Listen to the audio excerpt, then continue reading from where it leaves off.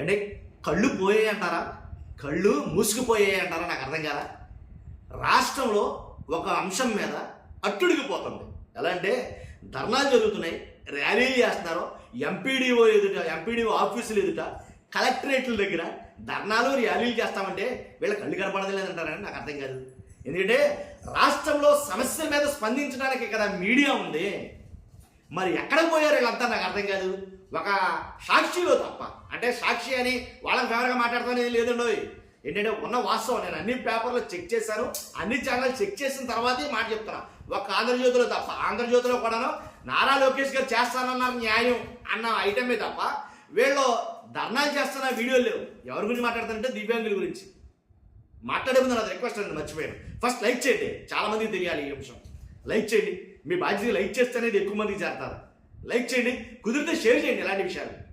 అంతేకాదు కొత్తగా మన ఛానల్స్తో పక్కగా సబ్స్క్రైబ్ చేయండి. కళ్ళు పోయి అంటారు వీళ్ళకి. ఇంకెందుకంటే దిక్కుమాల ఛానల్, దిక్కుమాల పత్రికలు ఎందుకు పెట్టుకున్నట్టు వీళ్ళు? ఏంటి రాష్ట్రంలో వీళ్ళ ఒక వ్యక్తి ఏంటి ఒక కలెక్టరేట్ దగ్గర లేకపోతే ఎంపీడీ ఆఫీస్ దగ్గర పెట్రోల్ పోసుకుని తగలెట్టుకోవడానికి ఆత్మహత్యను పాల్పడితే వీళ్ళకి కనపడలేదా? అది న్యూస్ కాదా?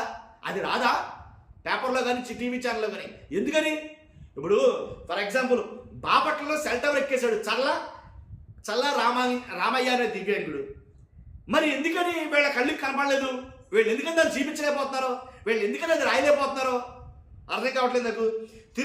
తిరుపతి కలెక్టరేట్ మొదటి గేటు వద్ద ధర్నా చేస్తున్న దివ్యాంగులు ఎంతమంది ఉన్నారో, ఆ దివ్యాంగులు ధర్నా చేస్తుంటే అది ధర్నాలా కనపడలేదు వీళ్ళ కళ్ళకే?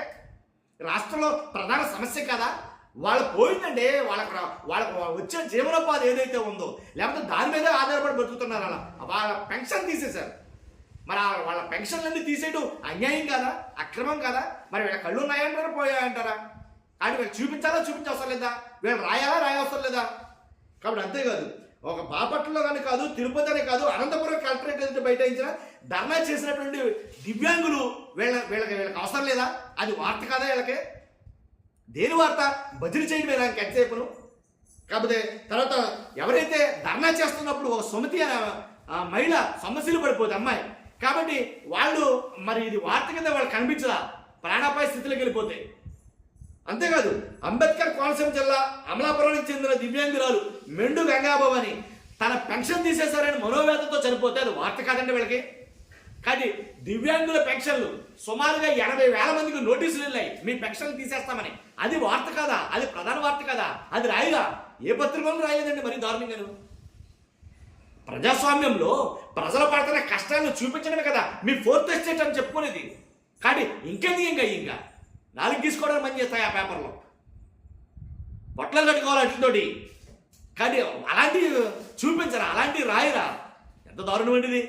రాష్ట్రంలో జరుగుతున్న అరాచకాలు, అన్యాయాలు వీటి మీద కదా మీరు మాట్లాడాల్సింది, వీటి మీద కదా మనం ఉండాల్సింది, స్టాండ్ తీసుకోవాల్సింది. 80,000 మంది పెన్షన్లు లేపేశామని చెప్తా ఉంటే స్వయాన సాక్షాత్తు మంత్రి గారే మాట్లాడారయ్యా నిన్న.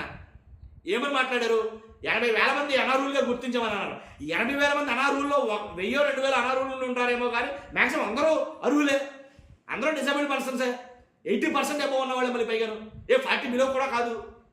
కానీ అలాంటప్పుడు అది వార్త కాదా? మనం ఏంటి ఎవరెవరో ఆంధ్రజ్యోతిలో రాయదా? ఆంధ్రజ్యోతిలో రాసిందేంటి?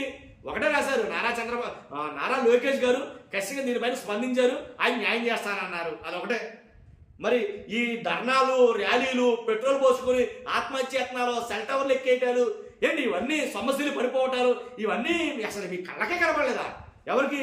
ఆంధ్రజ్యోతికి కానీ, ఈనాడుకి కానీ, TV5 కానీ, మా న్యూస్కి కానీ, ABN ఛానల్కి కానీ, రాధాకృష్ణ గారు కానీ, వీళ్ళకి ఎవరికీ కనబడటం లేదా రాష్ట్రంలో ఏం జరుగుతుంది అనేది? అవి వీళ్ళకి అవసరం లేదా? డబ్బు కొట్టడమే ఎంతసేపును బాధా భజంత్రీలు. కానీ వరుస ఆందోళనతో, ఒకటి రెండు కాదు, ఇలా వరుస ఆందోళనతో రాష్ట్రం అట్టుడికిపోతా ఉంటే వీళ్ళ కళ్ళు ఎక్కడికి పోయాయి అనేది నాకు అర్థం కాదు. నేను ఒక్క పేపర్ మొత్తం పేపర్ అన్ని క్రాస్ చెక్ చేసా మాట్లాడతాను, మొత్తం తిరిగేసా అన్నీ. ఒక్క దాంట్లో కూడా వార్త రాలేదయ్యా. మరి ఈనాడైతే మరీ ఘోరమది, ఈనాడైతే మరీ ఘోరం. ఇక ABN కానీ ఇవైతే కానీ చెప్పనవసరం కదా, అవి చూపించట్లేదు. ఇంత దుర్మార్గంగా తయారయ్యా ఛానళ్ళు. ఏదో పక్కకు ఒరిగిపోయి చచ్చా అదేం బతుకండి బతుకు. ఏదో పక్కకు ఒరిగిపోయి రాష్ట్రంలో ఏ పార్టీ అధికారంలో ఉన్నా అనవసరం అండి మనకి. రాష్ట్రంలో ఏ పార్టీలో అధికారం ఉన్నా అనవసరం. మన తోటోడు ఆపదలో ఉన్నాడు, కష్టంలో ఉన్నాడు, వాడికి అన్యాయం జరిగింది, వాడికి అక్రమం జరిగిందంటే స్పందించాలా, అది నీ నైజం. కనీసం సాటి మనిషిగానే స్పందించాలి కదా. దిక్కుమాలిన ఛానల్, పెద్ద పెద్ద ఛానల్ మాది అంత ఎంత తోపు తురుమని చెప్పుకోవడానికనా ఏంటి? వాళ్ళు ఇచ్చిన ఏవైతే ఉన్నాయో అవి తినేయడానికనా లంచాలండి కూడా. అంటే వాళ్ళు పెట్టిన భిక్ష మీద ఆధారపడి బతుకుతున్నారు కాబట్టి అవి చూపించరు, అంతేనా? మరి ఎందుకని రాయలా? ఎంత పెద్ద ప్రధాన వార్త ఇది. 80,000 మంది దివ్యాంగులకు నోటీసులు వెళ్ళాయి అంటున్నారు, లేదా 80,000 మందిని అనర్హులుగా గుర్తించారంటున్నారు. ఒకవేళ అనర్హులుగా గుర్తించారని అనుకుందాం, అనర్హుల్లో అర్హులు ఎంతమంది ఉన్నారో ఇప్పుడు ఇండియన్ లా కూడా చెప్తుంది కదా. పేనల్ ఎలాగ చెప్తుంది?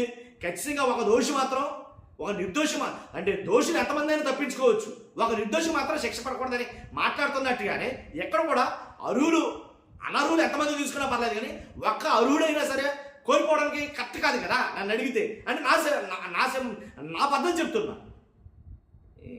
దుర్మార్గమైన ఛానల్ ఇవి నాకు అర్థం కాల. కాబట్టి వీళ్ళ కళ్ళన్నీ పొరలగమ్మేసినాయా, మూసుకుపోయినాయా, పోయినాయా నాకు అర్థం కాల. ఒక్కడంటే ఒక్కడు కూడా చూపించలేదండి, ఒక్కడంటే ఒక్కడు కూడా రాయలేదు. చాలా బాధ అనిపించింది నిజంగా. చేసి ఇదేం విధానం, ఇదేం జర్నలిజం, దిక్కుమాలి జర్నలిజం. దీన్ని జర్నలిజం అనరు, ఒక మాటలో చెప్పాల్సి వస్తుంది, ప్రాసిక్యూషన్ అంటారేమో దీన్ని.